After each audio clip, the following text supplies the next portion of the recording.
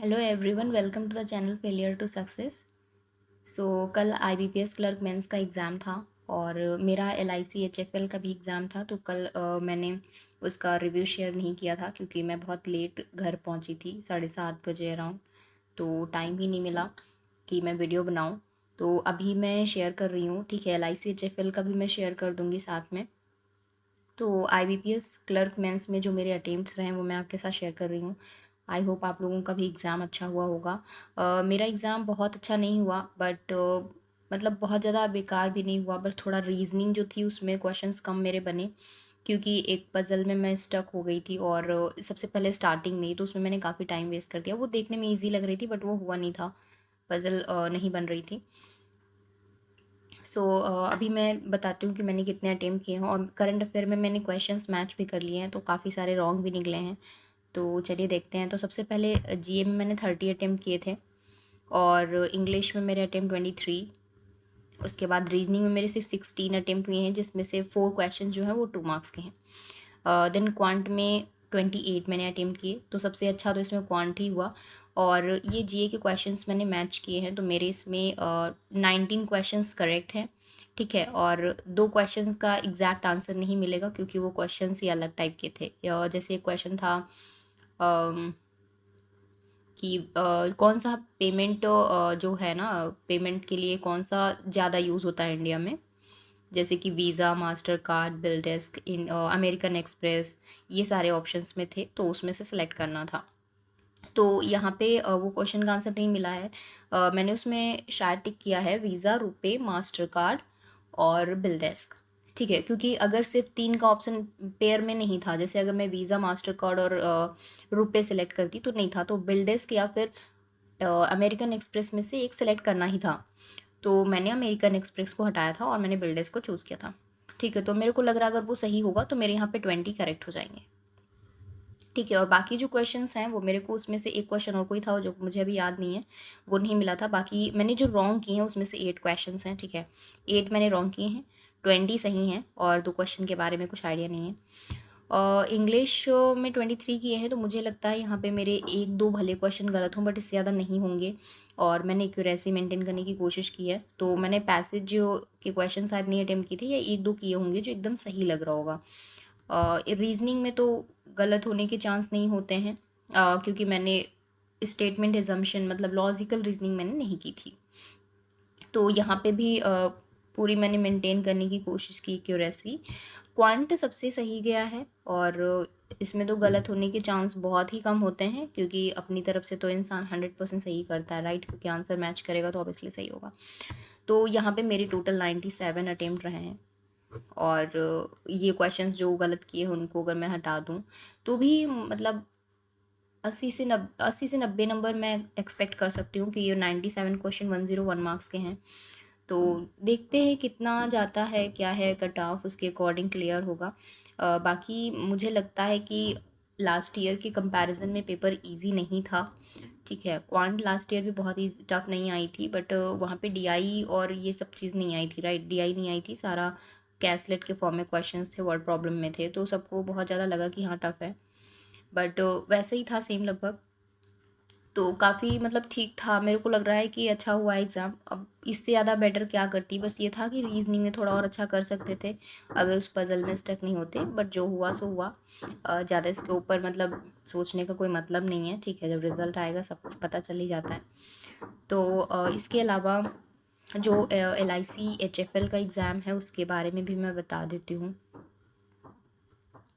LIC HFL का exam मेरा 1 बजे से था और मैं सेंटर से 11:15 पे निकली थी।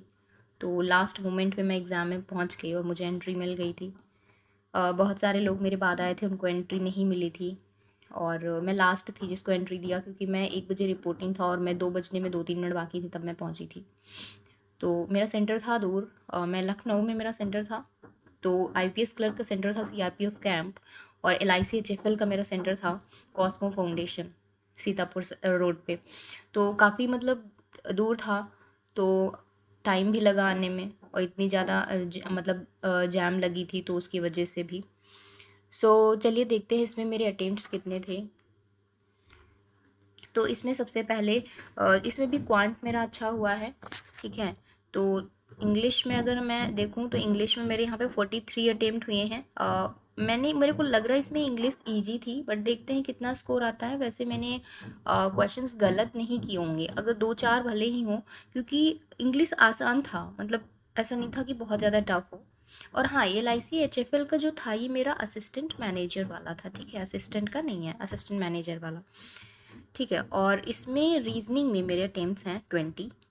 रीजनिंग यहाँ पे भी बहुत ज़्यादा, मतलब पजल्स बहुत ट्रिकी थी, मतलब ऐसा था कि यहाँ पे मॉक टेस्ट में करो इतना सही स्कोर आ रहा था रीजनिंग में, क्वांट में कम आ रहा था, बट एग्जाम्स में जस्ट उल्टा हुआ है। 27 क्वेश्चंस मैंने किए हैं और ये सभी आउट ऑफ 50 हैं, ठीक है, ये सभी आउट ऑफ 50 हैं। और क्वांट में जो मेरा यहाँ पे अटेम्प्ट रहा है वो है 27, ये भी आउट ऑफ 50 है, और GK भी आउट ऑफ 50 है, रीजनिंग भी आउट ऑफ 50 और ये इंग्लिश भी, सारे आउट ऑफ 50 हैं। तो मेरे यहाँ टोटल अटेम्प्ट 117 है। बाकी देखते हैं, तो इसमें कंफर्म है कि इन दोनों में तो कुछ गलत नहीं होगा। इंग्लिश में भी काफ़ी मैं श्योर हूँ, बट GK के क्वेश्चंस मैंने मैच नहीं किए हैं इसके, तो इसमें मुझे कोई आइडिया नहीं कि कितना सही होगा गलत होगा, ठीक है। तो ये मेरा यहाँ पे इतना अटेम्प्ट रहा है, देखते हैं क्या होता है। बाकी अब मुझे इन पेपर्स के बारे में नहीं सोचना है कि कैसे गए हैं, कितना स्कोर आएगा एंड ऑल, क्योंकि अभी IBPS PO का जो एग्ज़ाम है उस पे मुझे फोकस करना, उसके मॉक टेस्ट करने हैं, क्योंकि इसमें प्री में जस्ट अबाउट कि कितना जो भी मुझे आता है उसके लिए स्पीड चाहिए होगी सॉल्व करने के लिए क्वेश्चंस, तो मॉक टेस्ट मेरे को लगता है कि प्री के लिए तो बहुत ज़रूरी होते हैं। उसके बाद SBI क्लर्क है, ठीक है, तो SBI क्लर्क के लिए भी हमें पढ़ना पड़ेगा, और SBI PO के लिए। तो हमें लगता है इन सब चीज़ों पे फोकस करते हैं, ना कि इन चीज़ों पे कि एग्ज़ाम कैसा गया है, रिजल्ट कैसा आएगा एंड ऑल, क्योंकि जो होना है वो तो अब जो करना था वो कर लिया, अब जो होना है वो हो जाएगा, ठीक है। क्लियर होना है क्लियर होगा, नहीं होना तो नहीं होगा। तो इस पे टाइम वेस्ट ना करके मुझे इन तीनों पे टाइम इन्वेस्ट करना है, ठीक है, क्योंकि अभी जो अच्छे वाले एग्ज़ाम्स हैं वो तीनों ही बाकी हैं, तो मुझे अब इन पे फोकस करना है। बाकी मैं करंट अफेयर के लिए मैंने अफेयर्स क्लाउड पढ़ा, ठीक है। सबसे अच्छी बात क्या है कि मैंने अफेयर्स क्लाउड से पढ़ा, और IBPS क्लर्क की एग्ज़ाम की बात करूँ या फिर LIC HFL की, तो जिसने भी एग्ज़ाम दिया है और अगर अफेयर्स क्लाउड से पढ़ा है, ठीक है, तो उसको ये चीज़ पता है कि मतलब जो भी क्वेश्चंस थे, हाँ हो सकता है कि एक्सेप्शन के तौर पे 2-4 क्वेश्चन अलग से हो, लेकिन अगर आप मंथली पढ़ के जाएंगे तो कोई एक सिंगल क्वेश्चन भी बाहर से नहीं था। हाँ, अब जैसे ये पेमेंट वाला क्वेश्चन था, तो अब ये हो सकता है करंट अफेयर में इस तरह से नहीं दिया गया हो कि हाँ कौन सी सबसे ज़्यादा यूज़ हो रही है इंडिया में, बट इस तरह से तो दिया रहता है कि हाँ वीज़ा और रुपए के बारे में सबको पता है कि ये बहुत ज़्यादा यूज़ होता है, ये मतलब एक कॉमन सेंस वाला क्वेश्चन था। बट कन्फ्यूज़न ये थी बिल्डेस्क और अमेरिकन एक्सप्रेस में, तो मुझे लगता था कि बिल्डेस्क ज़्यादा यूज़ होता है, तो इसलिए मैंने वो टिक किया। तो अफेयर्स क्लाउड से मैक्सिमम क्वेश्चन थे, बस प्रॉब्लम क्या थी कि जितने भी क्वेश्चंस एग्जाम्स में आए थे ना, उसमें डेटा बहुत ज़्यादा था। किसी स्कीम की अगर बढ़ाई गई है, डेट कोई एक्सटेंड की गई है, ठीक है, तो वो पूछ रहा है, किसी में कितना पैसे इन्वेस्ट किए गए हैं, कोई मतलब सारे क्वेश्चंस मेरे तो ये याद है, किसी क्वेश्चन का आंसर 1000 था, और एक प्रधानमंत्री मत्स्य संपदा योजना थी वो 2024-25 तक बढ़ाई गई, ये क्वेश्चन आया था। इस टाइप से कई क्वेश्चन थे। एक का आंसर था $2,50,000 2,50,000 ऐसे करके कुछ, और एक था कि ये कितना रेमिटेंस कर सकते हैं, और जो NRI है तो उसमें था एक, ये अभी बढ़ा दिया गया ना, तो पहले 1 लाख था, अभी 10 लाख कर दिया गया पर एनम, तो ये वाला क्वेश्चन था। तो इस टाइप से जितने भी, मुझे लग रहा है कम से कम 80% ऐसे क्वेश्चंस थे जिसमें एक डेटा था जिसको मतलब करना था सॉल्व। तो इसलिए जो डेटा वाले क्वेश्चंस होते हैं इनको याद करने के लिए कम 1-2 बार रिवाइज करने से काम नहीं चलेगा। मेन चीज़ क्या थी, मैंने सिर्फ 2 बार, एक बार मैंने पढ़ा था, दोबारा मैंने एक बार और पढ़ा था बस।